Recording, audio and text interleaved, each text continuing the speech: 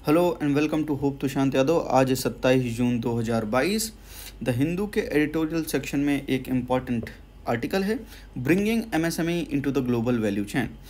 आज अचानक से एमएसएमई की बात क्यों करने लगे? अरे ऐसा है कि 27 जून है आज, और आज वर्ल्ड एमएसएमई डे है। दैट्स वाई ये एमएसएमई के बारे में बात कर रहे हैं। Now this whole article talks about कि एमएसएमई क्यों इम्पॉर्टेंट है और किस वजह से इंपॉर्टेंट है, क्या चैलेंजेस है एमएसएमई में, है ना, स्टैंडर्ड्स को मीट कर पा रहा है कि नहीं मीट कर पा रहा है, एनवायरमेंटल इम्पैक्ट क्या है, जॉब क्रिएशन क्या है।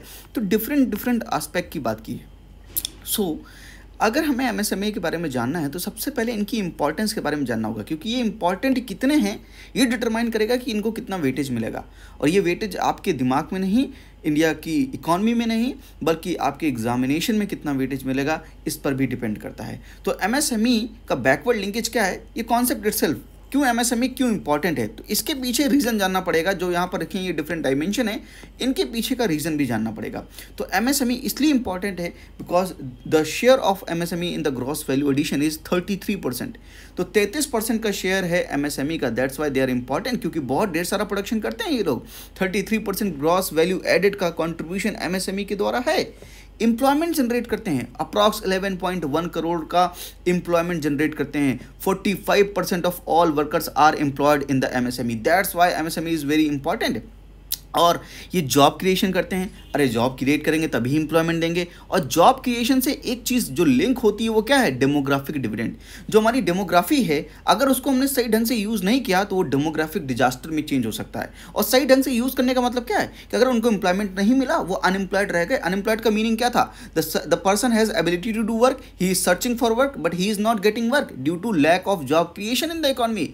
बिकॉज काम ही नहीं है बॉस, तो उसको काम कैसे मिलेगा? और जॉब क्रिएट कौन करेगा? एमएसएमई। एमएसएमई बहुत ढेर सारी जॉब क्रिएट करती है, तो उस डेमोग्राफी को जो जॉब्स ढूंढ रही है उनको एम्प्लॉयमेंट मिल सकता है। अदरवाइज वो सब अनएम्प्लॉयड घूमते रहेंगे क्योंकि इकॉनमी में जॉब ही नहीं रहेगी। That's why MSME is very important from the job creation perspective और डेमोग्राफिक डिविडेंड बनाने के लिए, अपनी डेमोग्राफी को एज अ डिविडेंड यूज़ करने के लिए। समझ गए?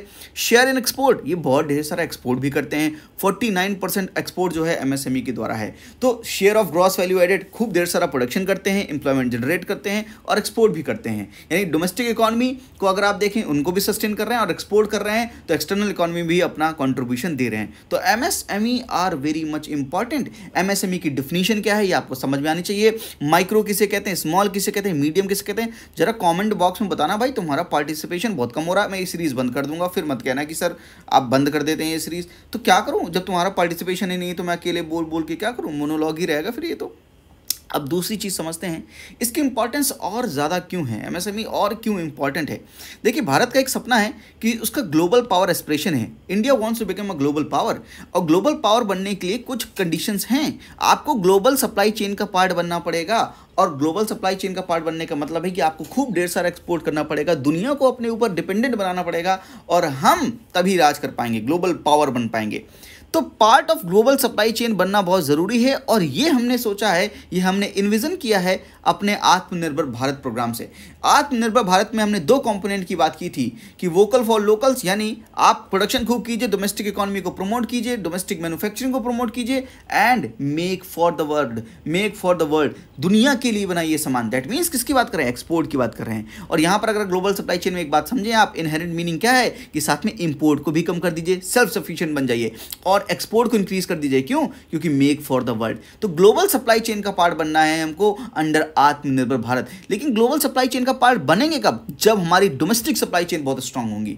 जब हमारी डोमेस्टिक सप्लाई चेन बहुत स्ट्रांग होगी, तो डोमेस्टिक सप्लाई चेन को स्ट्रांग करने के लिए गति शक्ति है, national infrastructure pipeline, national monetisation pipeline, developmental financial institution etcetera etcetera, इनसे हम करने की क्या कोशिश कर रहे हैं? हम अपने डोमेस्टिक सप्लाई चेन को स्ट्रांग कर रहे हैं। और डोमेस्टिक सप्लाई चेन को स्ट्रांग करके करेंगे क्या? जितना प्रोड्यूस किया है उसको डोमेस्टिक सप्लाई चेन के थ्रू बेचेंगे, और ग्लोबल सप्लाई चेन का पार्ट बनने के बाद हम एक्सपोर्ट करेंगे और ग्लोबल पावर बन जाएंगे। बात समझ गए? सब चीज़ लिंक हो गई।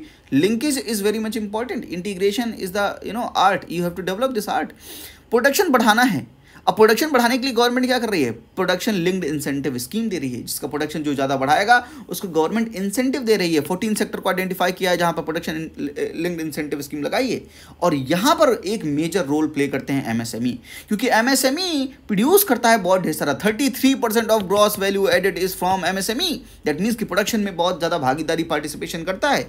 तो एमएसएमई प्रोडक्शन को बढ़ाएगा डोमेस्टिक सप्लाई चेन के थ्रू, उसको ग्लोबल सप्लाई चेन का पार्ट बनाकर एक्सपोर्ट करके हम ग्लोबल पावर बन जाएंगे। ऐसे आंसर लिखोगे, art of answer writing develop करोगे, examiner will jump out of it seats, seat के ऊपर जंप करने लगेगा, एकदम गुलाटियां मारने लगेगा, और आपको एक्स्ट्रा मार्क्स देने के लिए वो एकदम विवर्स हो जाएगा कि उसको एक्स्ट्रा मार्क्स देने हैं आपको। तो समझिए आप किस तरह से आर्ट आंसर राइटिंग भी डेवलप करेंगे, ये आर्ट भी डेवलप करनी ज़रूरी है।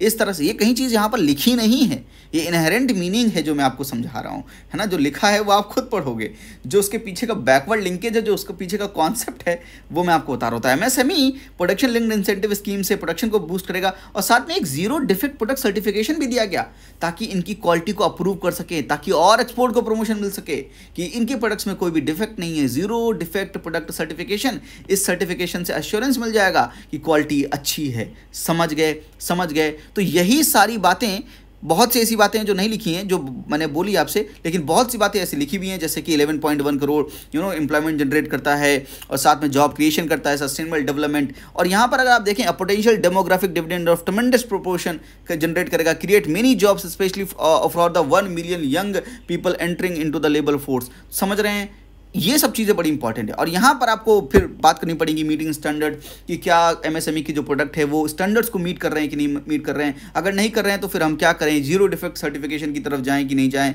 कौन सी एजेंसीज हैं जो एमएसएमई को और हेल्प करती हैं, जैसे कि यूनाइडो हो गया, आईएलओ हो गया, यूएनडीपी हो गया, यूएन विमेन हो गया, ये सारी किस तरह से हेल्प करती हैं। इन्वायरमेंटल इम्पैक्ट क्या है, ये किस तरह से चीज़ों को बेहतर रूप में यूज़ कर सकते हैं, सस्टेनेबल डेवलपमेंट की तरफ हम बढ़ सकते हैं, इन्वायरमेंट का कैसे इकोनॉमी के साथ बैलेंस कर सकते हैं। MSME can play a major role in this. MSME can reuse recycle things so that environment में एक इफिशियंसी आए, उसके बारे में बात की है। और साथ में यहाँ पर एमएसएमई को प्रमोट करेंगे, प्रोडक्शन बढ़ाएंगे, सप्लाई चेन को स्ट्रॉन्ग करेंगे, तो हम अपना सपना भी पूरा कर पाएंगे।